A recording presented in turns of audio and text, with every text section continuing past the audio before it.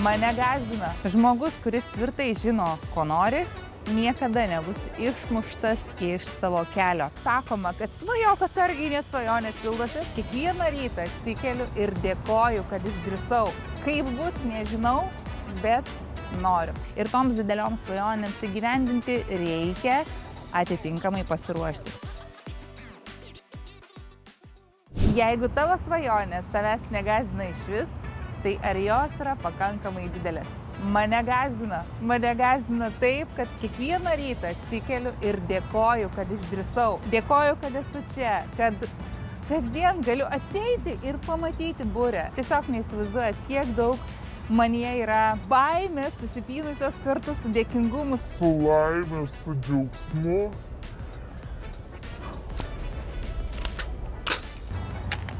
Ką tik nukrito telefonas. Tai gerai, kad ne į vandenį.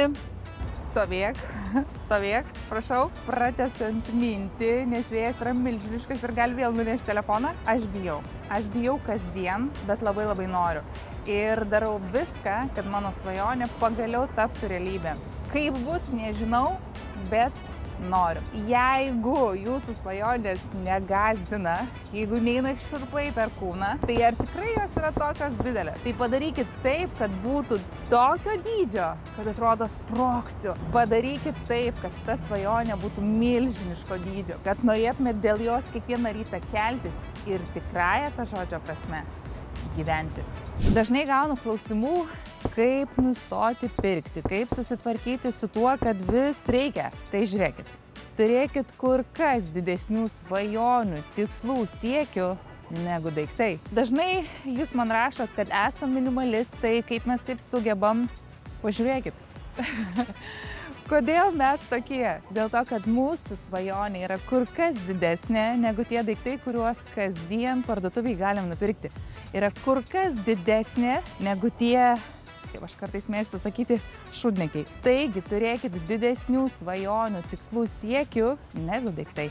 Padaryti arba padaryti. Nėra kito pasirinkimo. Ir mes savo gyvenime vadovaujamės būtent šituo kredo. Įsivaizduokit bet kokias situacijas, ko gyvenime imatės, ką darot, ko siekiat. Ir jeigu žinot, kad pabandom, bet jeigu nepavyktų, tai pasiduosiu. Bet maždaug taip just in case yra toks pasakymas angliškai. Tai kam tada iš vis pradėti daryti? Atsiminkit, arba padaryti. Nėra kito pasirinkimo. Ir visada, jeigu vadovausitės būtent tokiu požiūriu, viską gyvenime pasieksit. Nori būti turtingas, išleisk mažiau negu uždirbai. Ir kiekvieną kartą, kai jūs gaunat pajamas, nesvarbu kokiu pavidalu, ar kartą per mėnesį, ar kasdien, jūs supraskit, kad turit dalį pasidėti. Būtinai pasidėti saugiam rezervui po pagalvę, būtinai turėti kaupimui ateičiai, kaupti ateičiai ir visada su savim rungtyniauti. Gavau, šį mėnesį išleisiu ženkliai mažiau. Ir tą sumą, kurios planuojat neišleisti, tiesiog atsidėkit. Kiekvieną kartą taip darydami, jūs turėsit vis daugiau ir daugiau. Kai darai, ką nors, sieki tikslo, užsibrėžtų savo svajonių ir yra sunku, susiduri su duobėm, su pasipriešinimu, tai suprask vieną vienintelį dalyką, kad tave pati visata tikrina, ar tu esi pasiruošęs gauti būtent tai, apie ką svajoji. Pavyzdžiui, mūsų atveju viena viza, kurią pradėjom būti Australijoje, yra tiesiog be ateities. Ir mes daug kartų galvojom, galbūt tai ženklas, jog reikia pasiduoti, jog reikia viską mesti ir palikti Australiją. Bet kita vertus, jeigu ta svajonė mumise gyveno 8 metus, mes jai ruošiamės. Ir dabar susidūrę su vienu pasipriešinimu, su kitu pasipriešinimu mes pasiduodam. Ar tikrai esam verti, apie ką svajojam? O, kaip miela.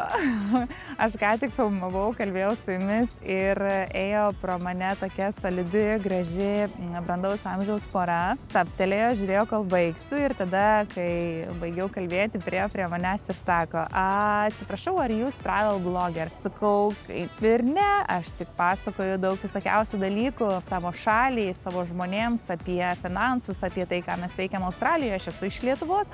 Wow, jūs iš Lietuvos. Jūs matytumėt akis. Ir tą veidę tokį pasididžiavimą, nuostabą. Sako, kaip jūs iš toli. Aišku, jie angliškai su manim, aš savo laužytą anglų kalbą, bet mes vis tiek susikalbėjom. Sako, mes niekada nebuvom Lietuvoje. Buvom Paryžiuje, Italijoje, Vokietijoje, Ispanijoje, visur išskyrus Lietuvą. Ir niekada, sako, negali žinoti. Never know. Gal kažkada ir nuvyksim. Papasakau, ką mes čia veikiam, kad Arnoldas dirba paskolų brokeriu, aš dirbu su savo šalimi finansų konsultantė, tai jie žiūrėjo mane su tokiu pasidėžiavimu, sako, kodėl jūs čia? Aš sakau, nes gražu. 8 metus svajojom apie Australiją ir pagaliau, sakau, įgyvendinam savo svajonę, tai tiesiog, sakau, didelės svajonės vedami mes čia. Tai aiškiai, ilgiau tas mūsų pokalbis truko, apie daug dalykų, sakiausiai, jie papasakojo, kad patys iš Australijos, bet ne Sidnėjuje gyvena, kad dabar atvyko keliom dienom tiesiog prisiminti Sidnėjų, senus jaunus gražius laikus, kaip čia viskas pasikeitė. Ir palinkėjo mums dideliausios sėkmės, kad mums viskas čia pavyktų, kad mes čia įsitvirtintumėm, galėtumėm čia auginti vaikus, nes yra be galo saugu, be galo gera. Įsivaizduokit, dar kartą patvirtinimas, kai tu labai kažko nori, sieki, tiki, iš gamtos, iš aplinkos, kad ir kuom betikėsit, energija ar kažkas atsiunčia ženklus, žmonės, sakinius, kurie tau yra kaip įrodymas, kad viskas, ką tu darai, pavyks, jeigu išties labai nori, tiki visų kūnų, visą sielą ir darai viską, kad pavyktų. Žmonės sako, svajok atsargiai, o aš pasakysiu, svajok drąsiai ir tiksliai žinok, ko nori, tiksliai užsisakyk, nes patikėk tu manim, tai tikrai įvyks. Ir dažniausiai, kodėl yra sakoma, kad svajok atsargiai, nes svajonės pildosi, nes jeigu neteisingai užsisakom, gali išsipildyti truputį ne taip, kaip norėjom, todėl žinokit aiškiai, ko norit, kaip norit ir būtinai tiksliai užsisakykit. Ir tikrai įvyks. Kuo mažiau pirksite mažesnių daiktų, tuo įgyvendinsite didesnių dalykų. Mes iš tiesų labai mažai išleidžiam tokiems dalykams kaip rūbai, buities įrankiai, bliūdeliai, vazos, kokie papuošimai namams. Ir ne tik dėl to, kad mes Australijoje, bet dėl to, kad taip mes gyvendavom visada. Esam visiškai minimalistai dėl to, kad turim didelių svajonių. Ir toms didelioms svajonėms įgyvendinti reikia atitinkamai pasiruošti. Tai jeigu jūs norit kažką didelio įgyvendinti, supraskit, kad turit mažų dalykų kasdien atsisakyti. Žmogus, kuris tvirtai žino, ko nori, niekada nebus išmuštas iš savo kelio. Įsivaizduokit, kai tikrai esate tikri savimi, žinot užtikrintai, ko norit, kaip gali jūs kas nors nustumti nuo kelio? Kaip gali kas nors jums sutrukdyti, pakenkti, perkalbėti jūs kaip, jeigu jūs taip tvirtai, taip tiksliai žinot, ko norit. Tai žmogus, kuris tvirtai stovi ant žemės, eina tiesiai į savo tikslą, į savo svajonę, jo niekada niekas nenustums nuo kelio. Dažnai mėgstu sakyti, būk ištikimas savo svajonėms, jos bus ištikimos lygiai taip pačiai tau atgal.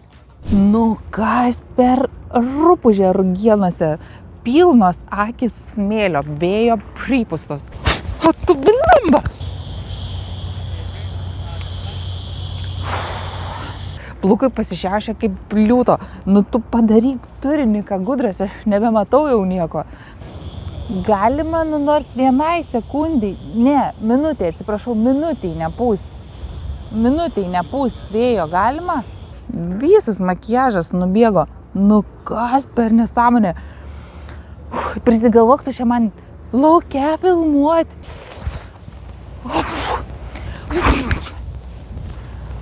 Niekada nestovėkit po medžiais. Ypač Australijoje. Nu tai, come on! Tai gal tiesiog studijoje atsisėdu taip ramiai ir viską padarau ir nereiks šinaruotis. Žmonės, kad netrukdytų, vėjas, smėlis, bangos, jūros, saulė.